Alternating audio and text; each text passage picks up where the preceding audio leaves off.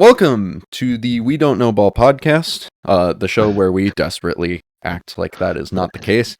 I'm Kalscheur, whatever the hell I'm called. Next to me, we got Funk, we got Joe, and we got Shane, same as last episode.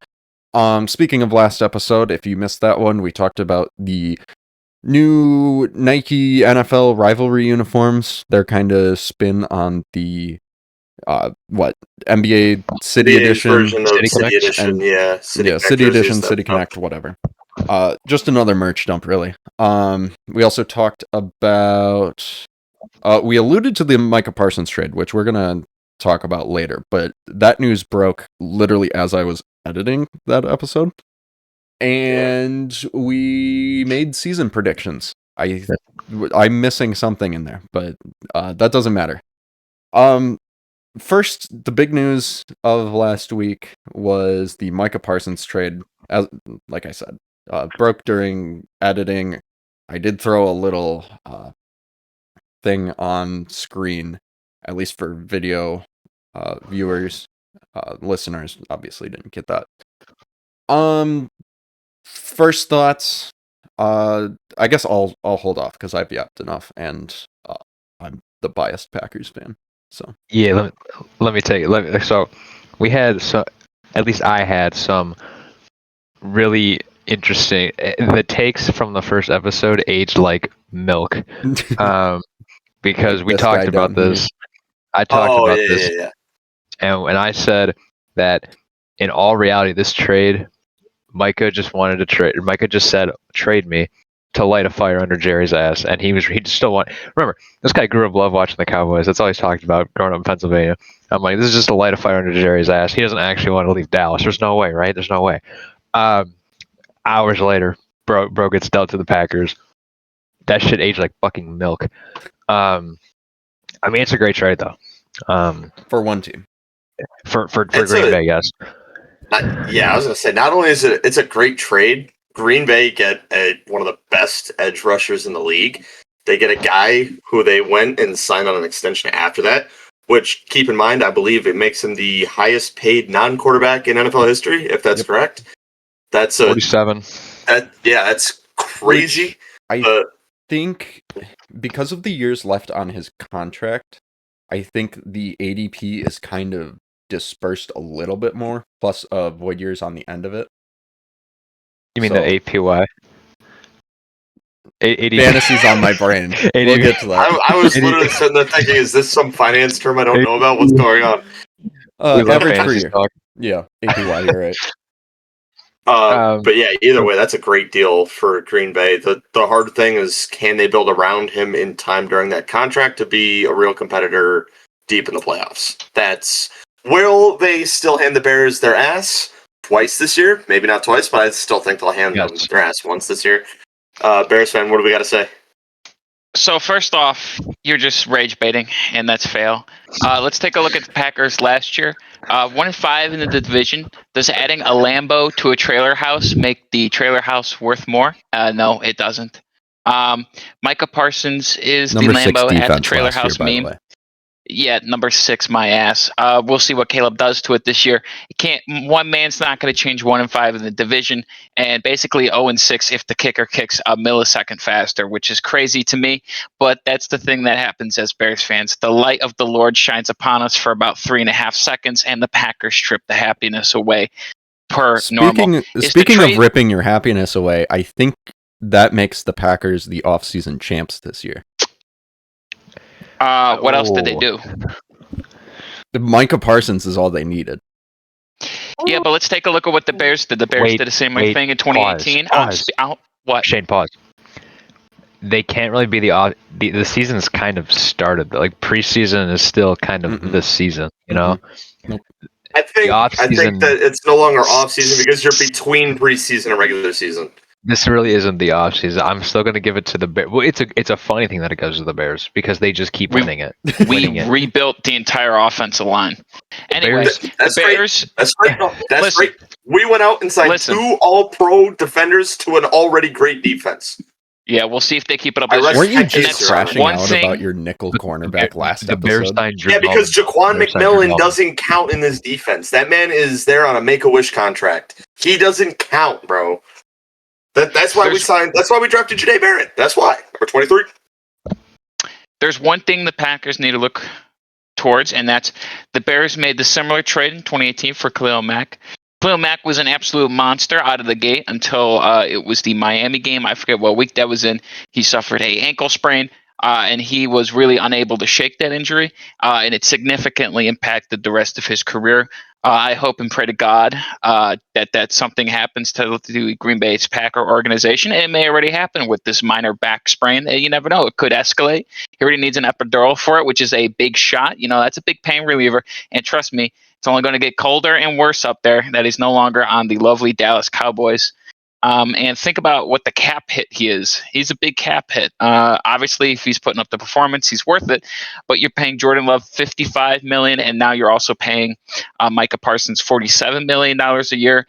Considering that the cap, worth it. Did you just say Jordan Love's worth $55 million a year? And you wonder why your franchise is stuck in the mud every year. You can't make that up with some of these people that fit Jordan Love $55 million a year. I mean, hey, I'm happy for the Packers. Why don't we spend $300 million on one player and they'll still somehow find a way to win, which is totally broken. We'll just have to see how it plays out, honestly. If Micah does what he's supposed to and the Dallas gets good players out of their pick, then it's an even trade. But we'll just have to see. Time will tell. I think the Cowboys could have gotten more, but Jerry's a dumbass and said that he's only going to trade him to where he thinks he deserves to go. You trade to whoever gives you the most amount of picks. Don't trade him to the Green Bay Packers.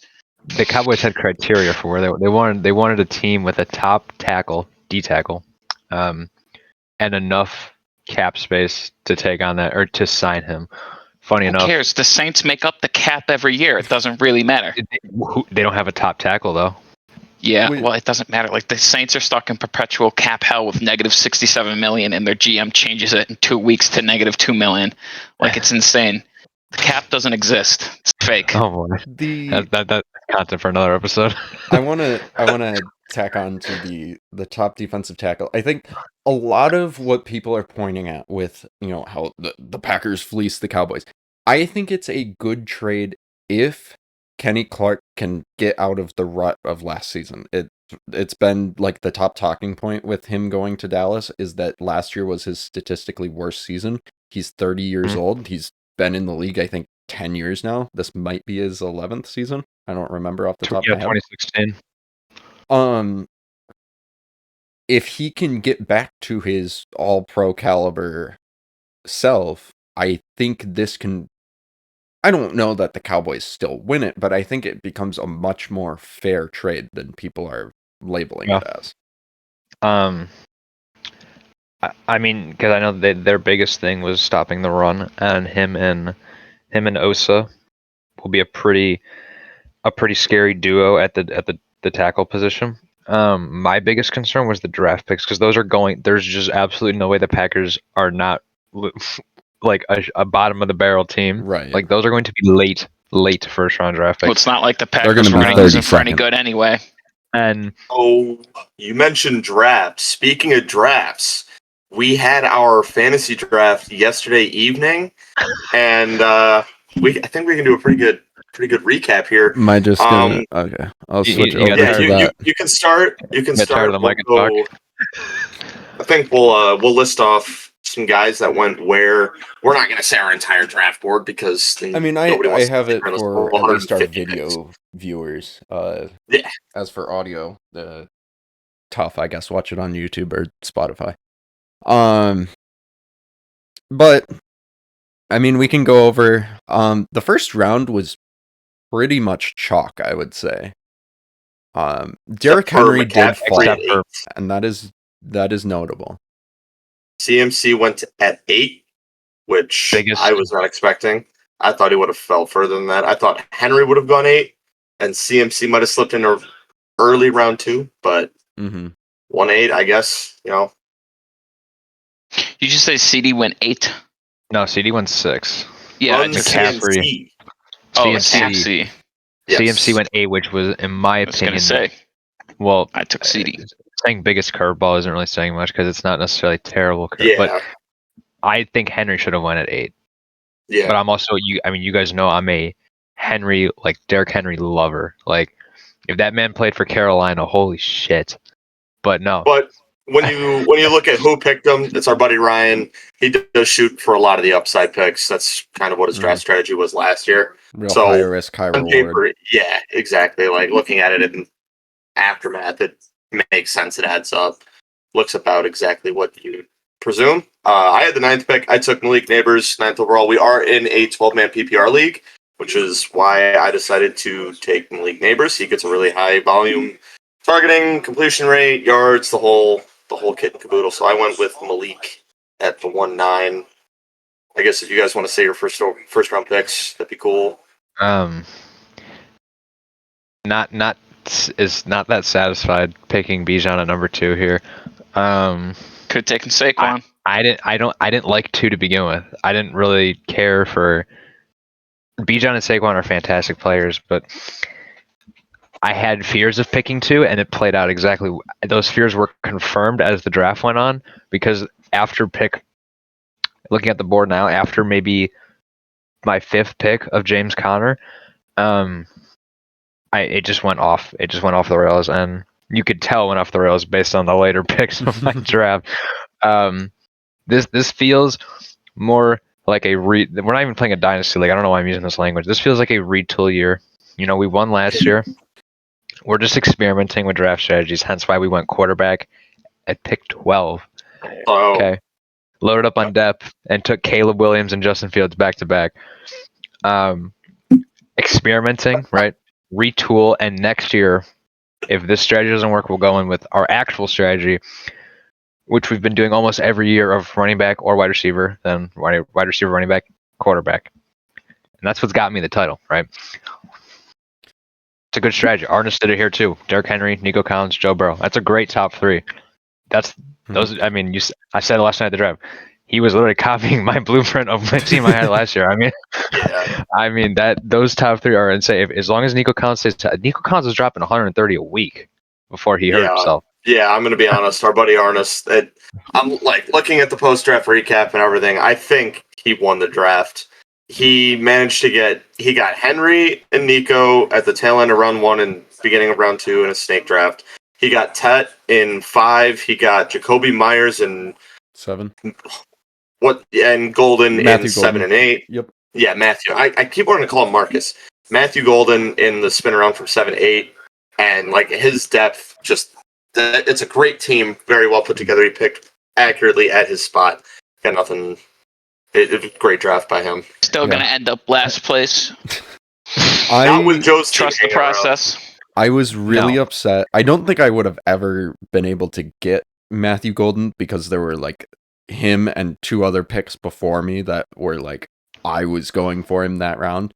But him, and then we had Devin steal both of my tight ends right before my pick at the 2nd round with Bowers. Then I had to go AJ Brown, and then the 10th round with Tucker Kraft, and then I took a stab at Luther Burden. He dropped Tucker Kraft. Was it? He dropped Tucker Kraft, didn't he? You texted us earlier. Yeah, he did. Yeah, and yeah, we'll see. We'll see where that goes. But because of that, I ended up taking Luther Burden. Really wanted, from what I've seen, and maybe this is social media manipulating me, but there was something I saw that number 3 receivers in God, now I'm blanking on his name. Ben Johnson's offenses tend to get a lot of targets out of the slot. And so I'm just really hoping, assuming that as the 3 he plays the slot a lot, hoping we can get some upside out of that. I don't want to. I would never like hope for injuries or anything. I'm just saying I would benefit if CMC got hurt, getting Brian Robinson with my 8th round pick. Yeah. Sorry. No, you're good. I really stocked up on Broncos players this year. I'm a Broncos fan. Couldn't help myself. We had an electric offense for the first time in years last year, and this year I went with Sutton in round 4, and I got Bo Nix in round 6. I'm unbelievably happy with those picks. Yeah, and then I reached on the defense and the kicker. I'm not ashamed to say that I went early on the defense and the kicker. I'm happy knowing that I got a great defense in round 9, and I got probably the upcoming fantasy 1 kicker in round 10. Yeah, it's a little bit of a reach, but I'd rather have the consistent points from the two week in and week out and not have to worry about the depth of my roster, just knowing that for those two positions, I'm really solid. So I reached on those, but what can you do? I think the funniest thing looking at the board, visualizing now, I'm fully happy with the quarterbacks. Caleb and Justin Fields. Like, I'll talk about Caleb here in a second, but I really took Kyle Pitts before a quarterback. I took Kyle Pitts and Bill Krosky-Merritt before a quarterback. Like, but no, it still yielded Caleb and Justin, and everybody's got their opinions on Justin. I could talk about that here in a second too, but Caleb Williams, there was only 4 quarterbacks that went after Bill Krosky-Merritt and before your Caleb pick, and none of them are like guys that you're like, oh my god. The only one that I'd say you like kind of missed out on is Drake May. Some of these guys just don't. I mean, they're good. I mean, I could have taken Kyler definitely, but like Justin Herbert just does not move the needle for me. Like for my fantasy, like especially for my quarterback one. Yeah. Same with Stroud and Prescott, really. Like, I just don't know what it is. I just, like, if I'm not getting a top quarterback, I'm going to try some experimental shit. And that's what Caleb and Justin Fields is going to do. I mean, I'm looking at, I got it pulled up here on my phone. I don't know if this updates by week or it's comparison to positions for that week, if you know what I mean. So, right now, Caleb Williams, it might actually be the second option because it says he's quarterback 1 after the Jacksonville game. There's just no way. But he's had a couple of top 5 performances last year. Quarterback 1 after Jacksonville. Quarterback 6. I mean, that's not really top 5. It's close. After the Carolina game. Quarterback 4 after week 12. And now quarterback 5 after Detroit in week 13. Like, now he's in his second year with Ben Johnson and Luther Burden. And, whatever the hell they use with Colson Loveland. I mean, this pick could be easily so much better than everybody. I mean, not everybody. I got some laughs last night with the Caleb Williams and Justin Fields pick, and still are getting those. And that's definitely fine. More so for the Fields pick, I think.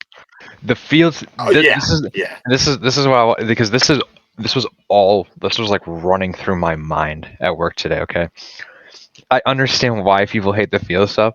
Remember, before they pulled him in Pittsburgh, like he was literally like he was no lower than 10, like the fantasy position quarterback on our NFL fantasy app when we used to play. Like he was. I don't know who had him last year, but like he actually was good. He was getting like 20 points, maybe a game. But everybody's like, oh well. Now here's the thing. So he plays for the fucking Jets for one, who have Breece. No, it's not a. They have Breece Hall and Braylon Allen. Braylon Allen is a top 3. I'd say a top 3 third down back in the league. He is an elite backup running back in that system. He is very good, and it's going to bite me in the butt because I drafted Breece Hall, and I'm not ashamed to draft Breece Hall. I think he's going to do great this year with all the yards after carry. Anyways, the thing with Justin Fields is that Fields can't throw the ball to save his life. He can roll out. You say that, but last night, and this is the shit that had me jumping up and down when I thought about this, right? To try to win this argument. Okay, he can't throw the ball, crowd, right? Okay, so why did you draft Mason Taylor then? Why are you so high on Mason Taylor? I drafted Mason Taylor because they have so little faith in him airing it downfield that they're going to be using a lot of rollout plays and play actions in order to get small gains once the defense is used to the running plays from Breece Hall and Braylon Allen. They're going to have to use shorter throws to pick up yards on third down and second down. Also, they picked up the passing game coordinator from the Detroit Lions last year, who was using Sam Laporta a lot, and Mason Taylor slotting in as the starting tight end.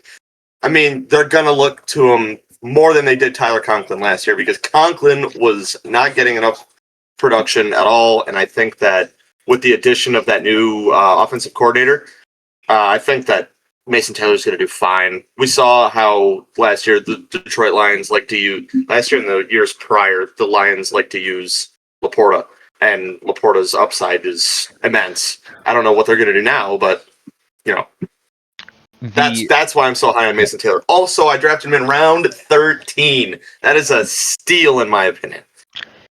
The problem with, like, I get the Fields shit. Like, he's not the greatest thrower, right? He's a fantastic runner, though. Okay, that is something you can't take away from him. Okay, Garrett Wilson is about as talented as they get when it comes to like some crazy ass catches. So yes, you know, some of those wacky throws that are just enough might be well within range of Garrett Wilson's catch radius, and will actually, you know. Are you saying it's going to work out because Fields is so inaccurate that Garrett Wilson's going to have a spectacular catching year? No, but what I'm saying is, you know, some receivers, you know, some of those balls might be a little bit outside their catch radius. And with Wilson, though, we've seen quite a few spectacular catches with him, he might be able to routinely bring in some of those balls. But the problem, and people are all fucking, because I drafted Garrett Wilson too, and I had my things with Garrett Wilson, but he's been my fantasy receiver for quite a bit. I believe I had him his rookie year as well, but I had him last year for sure. And I had him the year before that as well. And 2023, when they had the revolving door at quarterback, because Rodgers blew his Achilles out, still put up 1,000 yards, and I got the stats: 95 catches, 1,042 yards. Only issue was 3 touchdowns. I will say that, yes, his touchdown production is really, really bad, but I still won with Trey McBride last year, so I can't, like, it doesn't really matter at that point. 95 catches and 1,042 yards with that revolving door quarterback is, and if Justin Fields sucks, okay, cool, I'll toss him off the team. Tyrod Taylor's the backup. Now, that's not any better, but Tyrod Taylor is... Wait for Jarrett Stidham, bro. Tyrod Taylor is way better than the quarterbacks they threw with Garrett Wilson in 2023. I don't think that's a crazy thing to say that. So he's going to get the ball at some point. Sorry, so who got snaps at starting QB last year? It was Rodgers, Zach Wilson. No, it was just Rodgers. For the Jets. Zach Wilson. I mean the year he snapped his Achilles. Oh. It was Zach Wilson played like 3 snaps. And Tim Boyle played that Black Friday game, and he threw a 100-yard pick six on Hail Mary. That's right. 95 catches and 1,042 yards. Yeah, the touchdown production wasn't there. That's fine, but again, what were his stats last year? Just out of curiosity, because they did have Adams for like half the year. And Rodgers was fully healthy. 101 catches, 1,104 yards, 7 touchdowns. Yeah, so the touchdowns still aren't there, but like again, he had more Definitely yards better, and more catches with more competition. Yeah, and now Adams is in LA now, Mhm. and it's just him. And I had the Jets depth chart pulled up this morning. Is Alan Lazard still on the Jets? I'm pulling this up right now. Yeah, it's him, Josh Reynolds, and Alan Lazard. Okay, and you added Mason. You added Mason Taylor, who you drafted. Like, that is it goes terrible receiver room, but great for Garrett Wilson. And it goes both ways. Like, he's the only guy. You know, that's all defense really have to worry about. But that's also the amount of plays they're going to draw up for him. I mean, Garrett Wilson in the round 4, like, given the entire league that we play with, I definitely could have waited to draft him. I probably could have waited till round 5. I don't think anybody. If he was up when it got to me, I would have picked him. 100%. Well, yeah, I think I could have taken. I'm not a Jets fan, but I really enjoy watching Jets football. I could have taken him where I took James Conner. And I probably could have taken Chuba, because I don't think Logan would have taken Garrett Wilson. There's just no way. I know Logan doesn't like Garrett Wilson or Justin Fields, so I could have had Chuba and Garrett Wilson with those back-to-back picks. Still ended up with James Conner, which is perfectly fine, by the way, but no. Justin Fields and Garrett Wilson on my team, this is fully experimental. and I may not be as good at it like Ryan is last year. Well, Ryan wasn't really experimental. Ryan was just upside, but this could be upside. big. This could be big, especially Justin Fields. I'm telling you. There's a different thing to the Jets this year. I do want to go back to Alex's point about Braylon Allen being a top 3 RB2/3rd down running back. I think I might have not had the steal of the draft, but one of the biggest steals in the late round, Ollie Gordon, because both Joe and Ryan were looking at picking him up off of free agency waivers, whatever. I thought he wasn't going to be drafted that night. I was like, I know that someone is going to want to get him in the last round. I am getting my guy. And especially, Achane has been marked healthy for this week. Oh, Matt got him. But if Achane can't play like the whole season or isn't healthy, or again, he's much more of a power back, so he might not get the touches, but he might get the touchdowns in those short yardage situations. Also, I got the CFB 25 legend. I got the annual text from Andrew while I was asleep at like 3 a.m. He's like, "So how's the team looking from a true and honest ball knower?" And you told him it looks like dog shit. That's the one thing I want to talk about. His team actually outside. I told him, I'm like, it's good. But here's the thing. It's good. It can be even better if Kenneth Walker has a revival year. I mean, that's not. He will. He's going to be so kind good of common. this year. I just kind of like it's not like a crazy ball knower. I mean, he's got Amon-Ra, Kyron, Jane Daniels as his top 3 picks, and he gets Kenneth Walker.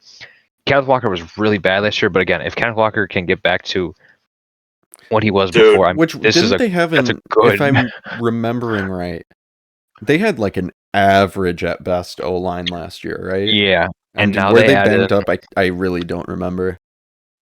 Yeah, I don't know the injury stats, but now they bring in Gray Zabel. What, on Walker? North Dakota State. Yeah. On Walker, the O-line? The O-line. I don't know about injury status on the O-line, but I know Walker was out for a few games last year with an ankle injury, I think it was, later in the year, because I was trying to push for the playoffs.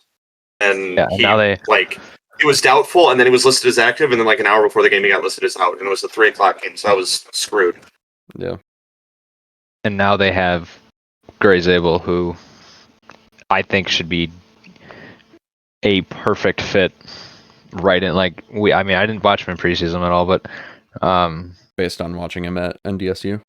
Yeah, when he and the Bison came to Illinois State when I would cover the game, and he's got that. The internet always joked about that corn eating, fishing offensive line build. But no, the other thing about Andrew, and I said the Colson Loveland pick. I mean, I don't know how much he's going to be used. I know the whole Ben Johnson, 12 personnel love he has. I don't know if he's going to be a great blocker or a big blocker for them, or maybe he'll catch it. I don't know how many passes he can catch. If he catches a lot of passes, this is boom or bust for him. If he becomes a huge pass catcher, that's insane. I mean, he's going to have a shit ton of points. I mean, he's got Zay and Judy as well. His other pick, though, that I tried to hide, but I just didn't pick up because I threw, was the Keon Coleman pick. Oh, yeah, that pick was so good. I wanted him badly. There's this. This is going to be like this schizophrenic take. There's this feeling I get with with a few players each year. I don't remember if there was one last year, but like I just have this feeling, right? And what the first year I had this intuition was the Robert Woods first Cooper Kupp LA Rams thing, and everybody's like, "Oh, Robert Woods, yeah." I'm like, "No, Cooper Kupp is always the better guy there." I took Cooper Kupp that year, and he had his Triple Crown year. Okay, and then we get to that was 2021. Sorry, we go even back. Yeah, back before that, there was not necessarily a debate between Mike Evans and Godwin, but it was just like some people didn't really know Chris Godwin at the time, and I'm like, Godwin is going to be like, I just have this feeling Godwin's going to like actually break out for once, because he had some nice moments up until this point. Sure enough, I draft him, and he gets 1,300. He gets a career best year. He's actually, I don't think he's ever gotten back to that point. That's probably been his best year. since then. But he had that huge year, and now this year, I think it's going to be Keon Coleman. I mean, he's an insane athlete. That's not even a question. Like I've seen some of those catches. I guess his highlight reel. Like the only State. real knock against that take is how much is he going to be splitting touches with Khalil Shakir? Because I mean, obviously he has Josh Allen throwing to him. Yeah, and this is also why I drafted Khalil Shakir just in case. Because as much as I love this intuition that I have, if it ever does fail this year, which is perfectly fine, we have the backup Khalil Shakir for that one. And Khalil Shakir was fantastic for you last year. Yeah. Easily like 8 for 90 a game. Mm-hmm. He may not get the touchdowns, but PPR. Just like the consistent points. Yeah. I try and stay away. I try and stay away from Bills like skill position players like it's the fucking plague. Because you never know. I never know what to expect out of the Bills. I don't know if Josh Allen's going to go out there and run for 150 yards and 2 touchdowns, or if he's going to go out there and throw for 350 yards and 3 touchdowns. I literally don't know any time I put on a Bills game. I have no clue. Sometimes James Cook will run for 140. I never know. It's so unpredictable.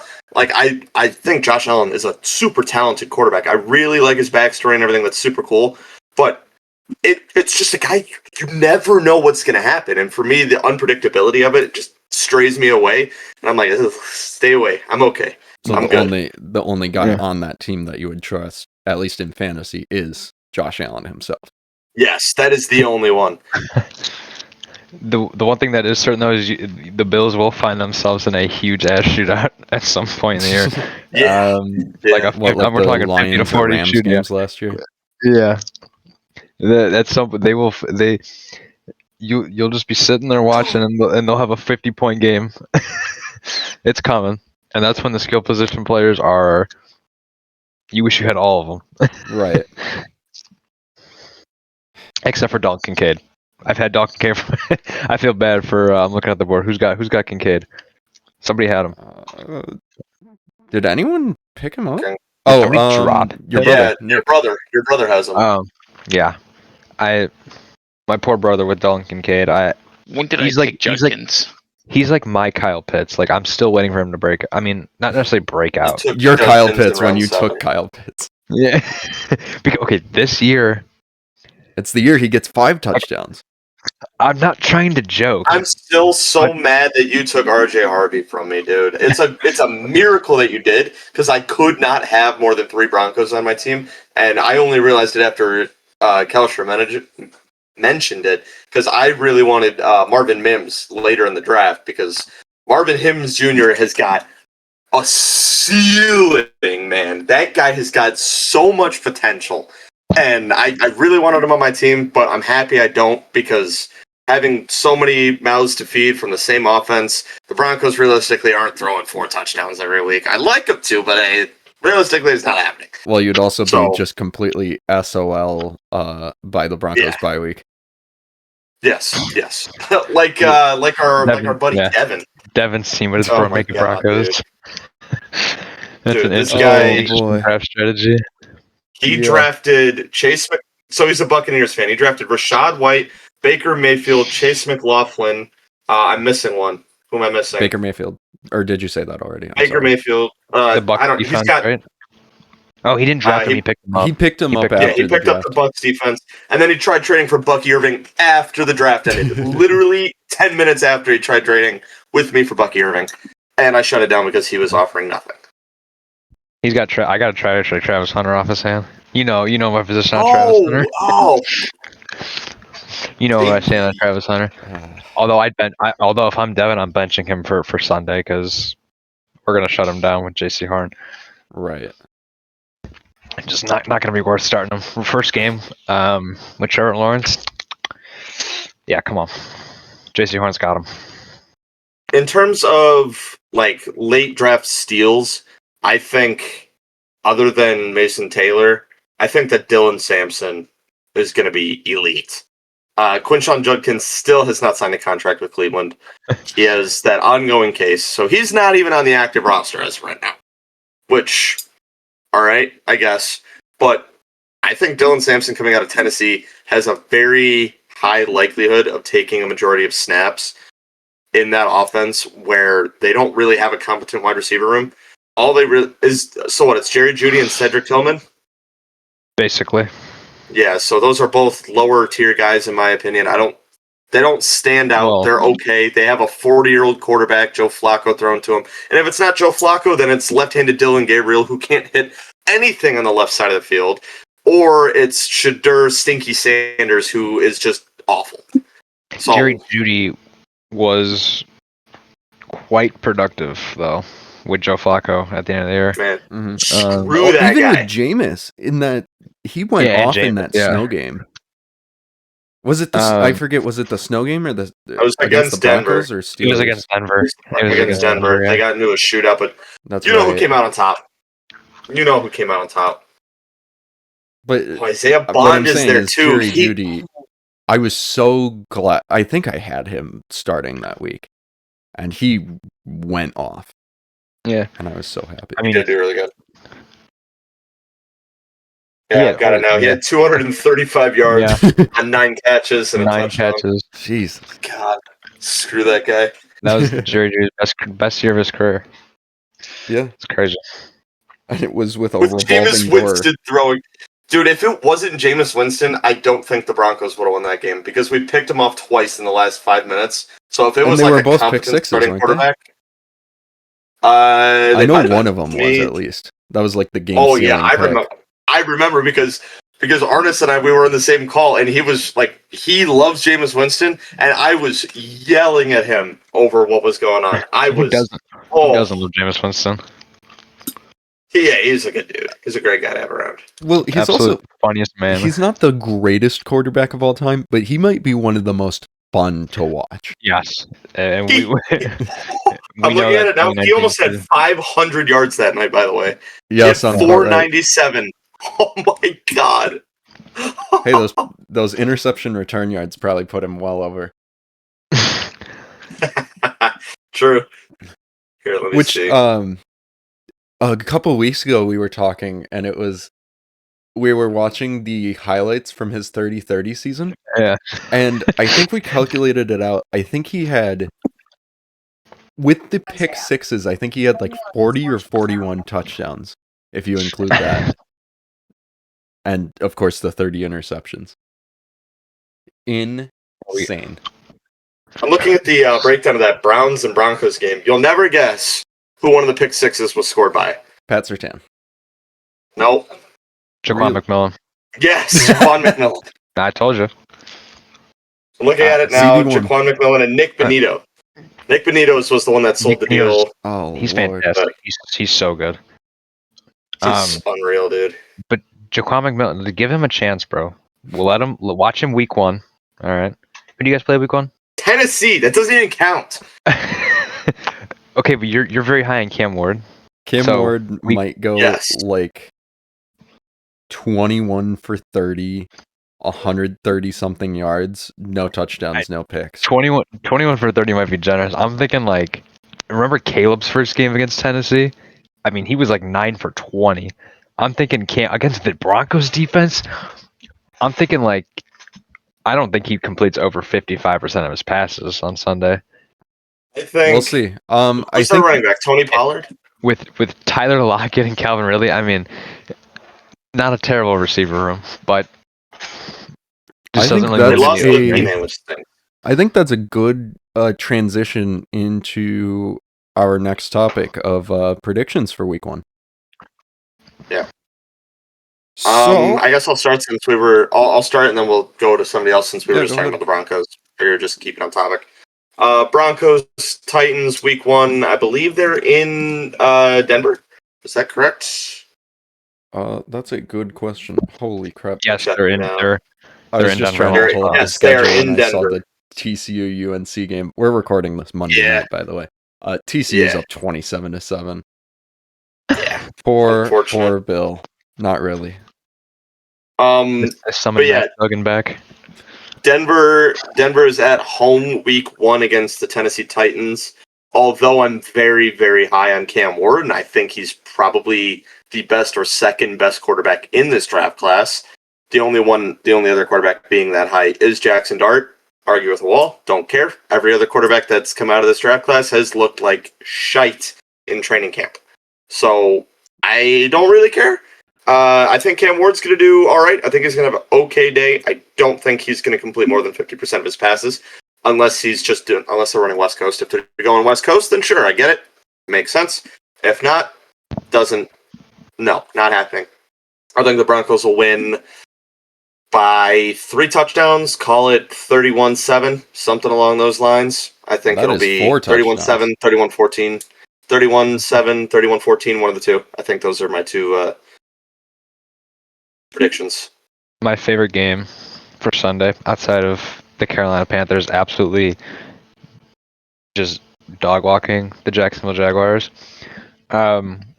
Of course, the Buccaneers and Falcons. I love NFC South matchups are either the most boring thing you'll watch, or if it's the Bucs Saints or Bucs Falcons, it'll be the most entertaining game you'll ever watch in your life. It'll be like 40-40. Watching Mike Evans struggle to reach 1,000 last year.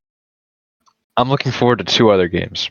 One of them, I don't know yet because it's going to be the most unexpected shootout. I don't know what game that is, but there's always that one unexpected shootout. And if it's something like Dolphins-Colts, I'll laugh my ass off because that'll be so funny. But I cannot wait for the Steelers-Jets because, number one, every time it's a Jets home game and I turn it on, it's raining. I don't know why. It's just always raining. But 2, that game's going to end like 13-9. And I'm so ready for the internet. I'm so ready for Steelers Twitter to talk about how bad the offense was, how bad Aaron Rodgers is, and trash Arthur Smith. I think this game is going to be so fun. I think you barely touched on what makes this even the most entertaining is both starting quarterbacks are going to be going against their former team from last year. This is also true. And poor Justin Fields has to go up against a very talented defense. Again, possibly in the rain if it holds up, because every time I turn on the Jets, it's fucking raining. This is week 1? Yes. This is week 1. Yeah, week 1. What time? This is a noon game. Is it? They have... If it's noon, Fields is running for 150 yards. It is a noon game. Easy. So he's running for 150 yards. I've got the Jets by 3, thank you. Fields will have crazy. 40 passing yards and 150 rushing yards, and Aaron Rodgers will have either have 300 yards, 2 passing touchdowns, 0 interceptions, and lose the game, or I don't know. He's either going to be prime Rodgers or cooked. There's no in between. You have to remember the last time. Granted, he's had 2 years. Okay, really a training camp and 1 year against the Jets defense, I guess, at least in practice. But in a game against the Jets defense, the last time he played them, he absolutely shit the bed. And when was that? That was 2022, his last year with Green Bay. And have the Jets ever been good in the last 10 years? No, they were awful that year. But they rolled into Green Bay and won that game. That's the one where Sauce Gardner was God forbid the Bears do it. God forbid the Bears do it. Actually, no, we did it this year. Yeah, against backups. Anyway, he's wearing the cheese head at the end of the game. But Rodgers, I do not trust him against the Jets defense. They'll start 0-1 and be well on their way to a 9-8 season. So I'm going to say the matchup I think is going to be the highest scoring, and then I'm going to say the matchup I think is going to be the most boring. And for both of those, we're sticking in the AFC North. Most exciting, Browns-Bengals. Yep. Bengals, their defense is shambolic. Exactly. Their defense stinks. And it would make a lot of sense if Joe Flacco walked in there and just threw for 400 yards, and I would not be surprised. On the other side of it, Shador go out there. He won't touch the field. Anyways, Joe Burrow will go out there and do just as good as Flacco, if not better. But Joe Burrow he starts slow. Yeah, right, exactly. I have to play against him in week 1 of fantasy, so great. But the stinker matchup of the week is going to be Steelers-Jets. Yep. I'm saying, okay, Boring. quiet games you should be watching. Buccaneers, Falcons. That's one. Yeah. That's one you should have on your radar. Yeah. Absolute blowout bowls, so don't worry about watching. That's Saints, Cardinals, and Commanders, Giants. I don't know about that But one. it is week 1 NFL football. And that's how Anything the can Saints happen. perform. I was Legitimately, just going to touch on Anything can happen. anything can happen. Anything can happen in Week all 1. 18 weeks. That motto stays the same. Bills, Ravens will be good. Any given Sunday. Lions, Packers will be good. I did want to touch on Commanders Giants. I think that could very easily become a shootout. We saw, I mean, obviously the Giants offense isn't anywhere near the Eagles offense, but we saw in the Commanders last game last year how they could not stop anybody. So, and obviously the Commanders offense is electric. They're just the Bengals of the NFC, and I mean, they were able to actually get in the playoffs. But I think with Russ's deep ball, that could it might not even be close, but I think it'll be high scoring. I want to circle back to, because I know Alex or Funk was talking about the Bengals and Browns being super entertaining. I was curious, and for anybody else curious, because they have no defense and the offense should be exploding to outweigh that. The over/under is only 47.5. Oh, wow! Over, yeah. Over. For the betting folks out there, spam the over. The over. It's only 47.5. The other thing no, I guess this could change. You're saying he's going to be throwing deep balls. He has a pretty deep ball. I don't. Let's ride. You don't watch the maybe games. back in 2012. Now he's on. We saw that preseason ball.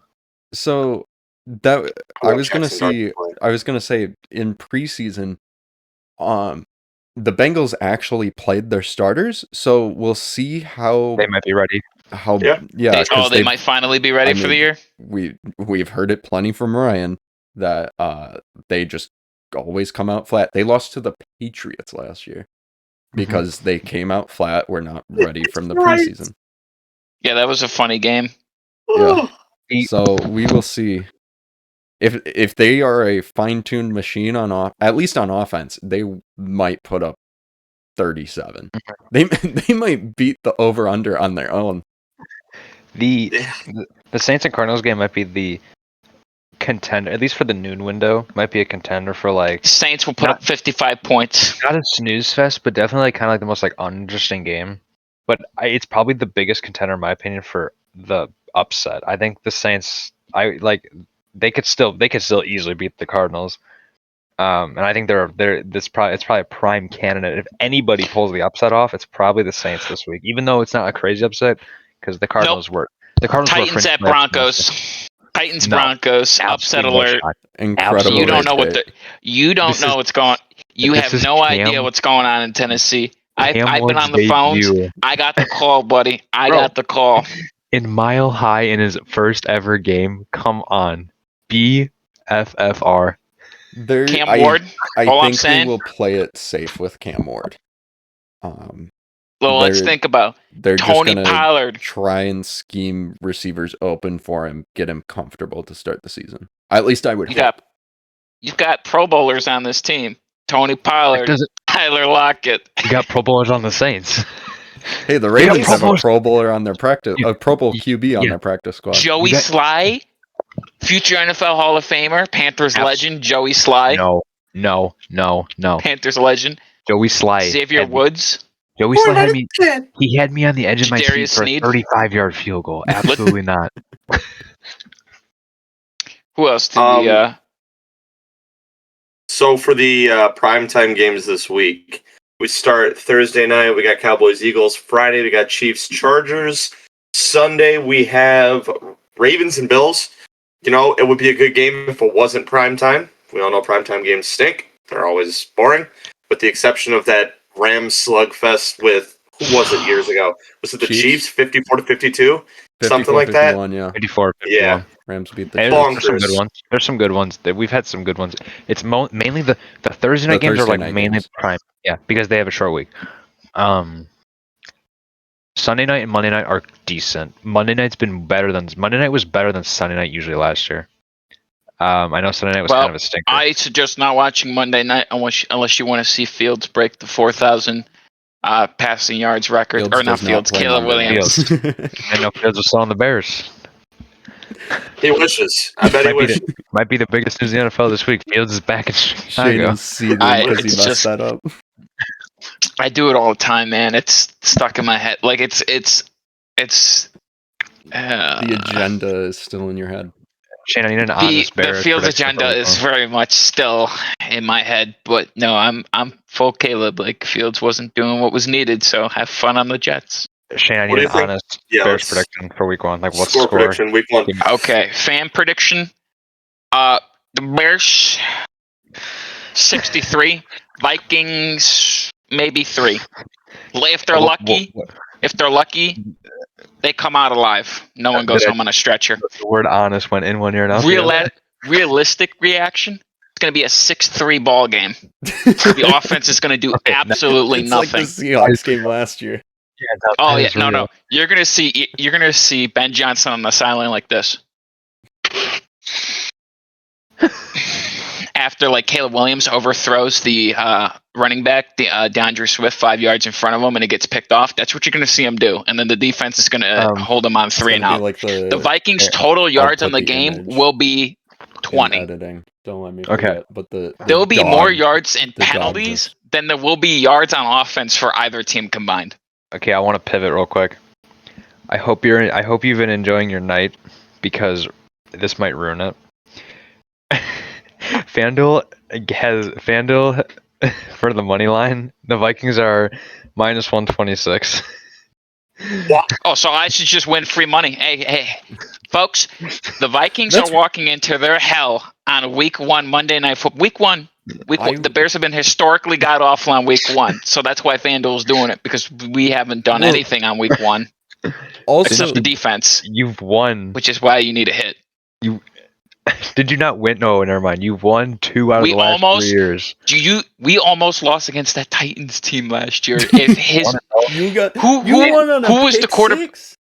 Yeah, it was Tyreek Stevenson who got that pick 6, which is crazy to me. So he both won us a game and he cost us a game. Listen, it's perfectly balanced as all things should be. He cost us a game and gave us a game. So they don't ask how, they just ask, did you win? And you guys won. Did you not? Also special teams got a touchdown 2 out of it, which was crazy. I think the offense. Oh my god, dude, that's so week 1. As I said, 6-3. Rookie quarterback starts slow. Bo Nix last year started off with like 6 interceptions in his first 3 or 4 games. Jane Daniels. And he wound up doing really good. He showed out the rest of the season. I think Caleb did really good after the first few weeks. I don't think all of those losses were his fault. I just like to say they were because I have to sit around Bears fans all day and they're really annoying.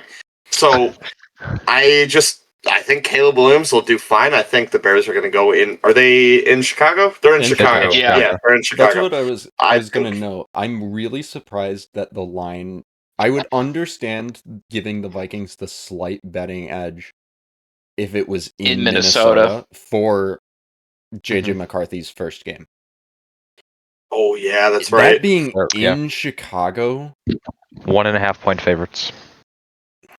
So I mean, they're really saying it's a toss up. Yeah. It being in Chicago though, we just win it. I don't know. I think. See. Yeah, if we don't, we might see Aaron Jones get like 30 touches. Honestly. Who has him in fantasy? Right? Where am I tweaking? Yeah. I might not have him. Oh, I do have him. Okay, we're good. Mason's the backup. Yeah, you didn't know that? Mason. He's a good Jordan Mason. He's a good handcuff though. He was from San Francisco. My brain is. I gotta make a move in sleeper. My brain is perpetually Don't put your in mic back on. pre-COVID times because when I heard Mason, I was thinking Trey Mason, the old Rams running back. Yeah. Todd Gurley. What a guy. Falcons legend for real. And technically, he won me my fantasy game because he did that. If you're a ball knower, he's also a Lions legend. But I won't explain that one in case you do know ball. Those who know. Well, no, Shane was just alluding to that because that was the game he went down at the one. Yeah. Yeah. Yeah. In one of the ugliest games of all time. Sorry, I have to throw my uni takes didn't in. the Bears have a game we lost 3-0 against Washington? Wasn't that a game? Let me check. Pull up the year on that one. I don't know. In the past few years, I know you lost 11-6 or something on Thursday night. That might have been it. Can we check up all time? At least that for bad Thursday night games, that gets a slight edge over that 12-9 Colts Broncos game because that was all field goals. At least the Bears Commanders one. Matt At Ryan. least there was excitement at the end of a drop touchdown. I was so happy. Dude, on the last we've played the Commanders. We're going to be playing them now for 4 straight years. And you're going to get beat again. I'm so here for it. Both of you have sucked the last 3 years, and now they haven't played us. I think we're going back to Washington again. I don't know why. We've played them away 3 straight times now. What is this utter woke nonsense agenda? The league loves Washington, bro. They're just trying to get the politicians to pay for a new RFK stadium. I hate this agenda. Justin, Shane does not know how NFL scheduling works. This is dumb. Dude, no, at least because if it's like, oh, we finished the same place in the division or same place in the division of them, I get it how it might not work out. But then okay, that is this year. Mm-hmm. Wait, we finished in the same place. Sorry, no, this is rotation this year. The last 2 years was. So even if this is the rotation, okay. Wait, so we played them. We finished in the same. In the downtime between this episode and next one, Shane will try and figure out how NFL scheduling works. Doesn't matter. We beat them in the championship game 73-0. I'm pretty sure. Unless that was the Giants. God, he's not even going back to 85. He's going back to what year is that? I literally just had it pulled up. 1940. Bro, you're going back to World War II. Oh no. And man in Washington was in. Yes. Wasn't even in it's Washington an NFL anymore. Championship, 73-0. I'm pretty sure that they didn't win that. And by the way, our boys were in the war at that time. So all I'm saying is that they lost to the backup Bears. Okay, they lost to the backup Bears because Hallis was on the preseason bowl. Actually, the U.S. wasn't the war hadn't started yet. The war hadn't started for the U.S. yet. War hadn't started for the U.S. yet. The Arizona was still floating. Yeah, let's not get a pivot here to war here. That's the last thing we want. Especially this is a sports podcast. This ain't about war, bruh. This ain't about war. All I'm saying. No, you're saying nothing about war. They beat us. Oh Jesus! Twice during the war, so they needed to beat us with backups. So that's okay, They need to beat our backups. It's the only way they could win. And what's the all-time record against them? Only this guy brought 28, 25, and 1. Okay. And who's leading that series? We are, of course. Oh, no. Washington Commanders? Oh, wait. Dude, we lost. Just stop talking, bro. Just stop talking. Stop talking. No. From 2000. Stop talking. Hold on. Listen to this. From 1989 to 2015, we played the Commanders. Hold on. How many times here? Oh, my God. You are so scared of Jaden Daniels, bro. We played them 14 times from 1989 to 2015. Guess how many games we won? 2. 2 is right. We won 2 games. You have a new owner is a beautiful way for me to go to bed tonight.